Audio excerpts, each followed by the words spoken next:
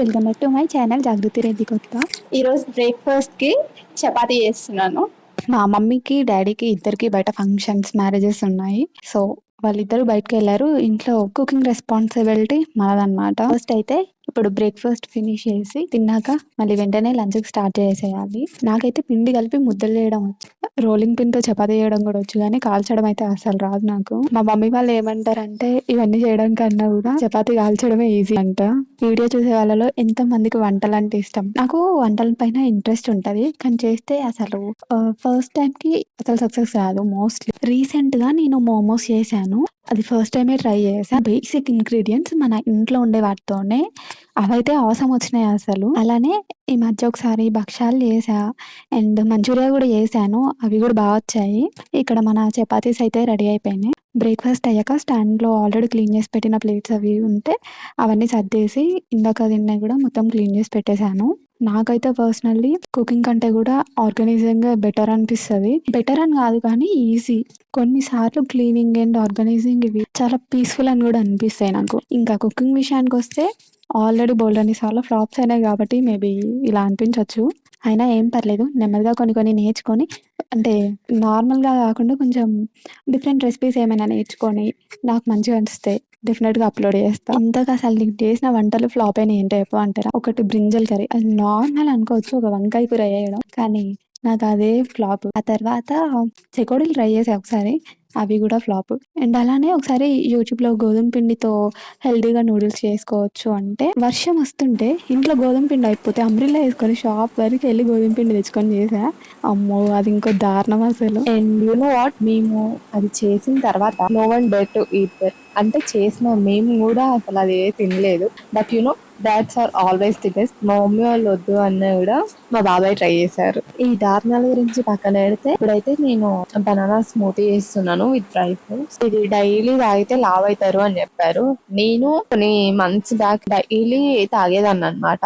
But నాకైతే అంత change వచ్చినట్టు ఏమీ అనిపించలేదు. మన స్మూతీ అయితే రెడీ అయిపోయింది. దాంట్లో ఇంకొంచెం మిల్క్ యాడ్ చేస్తే ఈజీగా 2 మెంబర్స్ కి సరిపోతుంది అనమాట. ఆఫ్టర్నూన్ లంచ్ లోకి కర్రీ ప్రిపేర్ చేస్తున్నా. టమాటో ఎగ్ చేద్దాం అనుకుంటున్నాను. నాకైతే ఇంట్లో వెజిటేబుల్స్ ఏం లేకపోయినా టొమాటోస్, ఆనియన్స్ అండ్ ఎగ్స్ ఉంటే సెట్. అసలు ఏం కావాలన్నా వేసుకోవచ్చు అనిపిస్తుంది. ఒకవేళ మనకి కర్రీ చేసుకునే ఇంట్రెస్ట్ లేకపోతే లైట్ గా ఎగ్ ఫ్రై అయినా చేసుకోవచ్చు. అండ్ ఒకవేళ ఏమైనా కొంచెం ఫ్రై చేయాలి అనిపిస్తే ఫ్రైడ్ రైస్ అయినా చేసుకోవచ్చు. కర్రీతో పాటే రైస్ కూడా పెట్టేసా. ఒకవేళ ఆకలేస్తే మళ్ళీ అప్పటికప్పుడు వండుకొని తినడం కొంచెం కష్టం అవుతుంది కదా. అయినా ఆకలేస్తే అంత ఇంట్రెస్ట్ కూడా రాదు, అందుకే రైస్ కూడా పెట్టేశాను.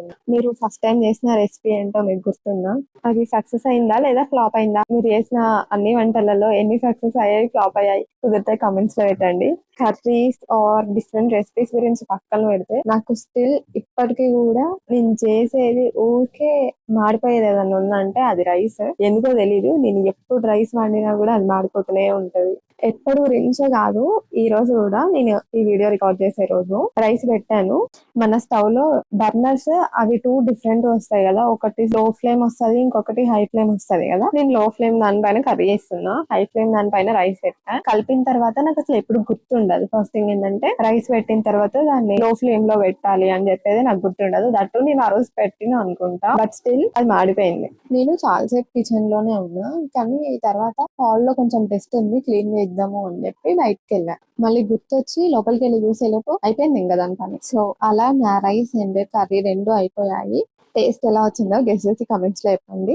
అండ్ అలా ఆఫ్టర్నూన్ పిన్ని వాళ్ళు వస్తే మూవీ చూస్తున్నాం. శ్రీకాంత్ ఏదో మూవీ వస్తే నిన్న మా తమ్ముడు బర్త్డే జరిగింది.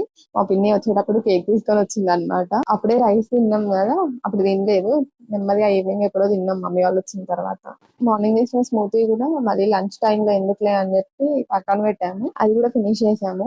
మమ్మీది పాతది చిట్టాగ్ మిషన్ పాడైంది అని చెప్పి కొత్తది తీసుకుంది. సో దానికి కొంచెం గంధం కుంకుమ పెట్టేసి నేను ఓపెనింగ్ చేస్తున్నాను అనమాట. నాకు కుట్టడం అంటే ఇంట్రెస్ట్, సో నేను కుడతా అని చెప్పి కుడుతుంటే మమ్మీ థ్రెడ్ పెట్టడంలో హెల్ప్ చేసింది. అది కొత్తది కదా, వాళ్ళు ఎలా పెట్టారంట. సో అలా దాన్ని కుట్టేసాము. బేసిక్ గా నా ఎక్సైట్మెంట్ దీని గురించి కాదు, దీంతో పాటు మనం ఎంబ్రాయిడరీ చేసుకోవడానికి కూడా ఏదో ఆప్షన్ ఉంది అని చెప్పి చెప్పారంట. సో అది కూడా పెట్టి చూస్తారేమో అని చెప్పి ఇంట్రెస్టింగ్ వెళ్ళాను. కానీ మా డాడీ అవేదో 3 స్క్రూస్ తీసి మళ్ళీ ఫిట్ చేయాలి అంటే ఇంకేముంది, అక్కడతో మన ఎక్సైట్మెంట్ కాస్త పోయింది. కానీ చూడాలి ఫ్యూచర్ లో ఎప్పుడైనా మమ్మీ ఖాళీగా ఉన్నప్పుడు పెట్టి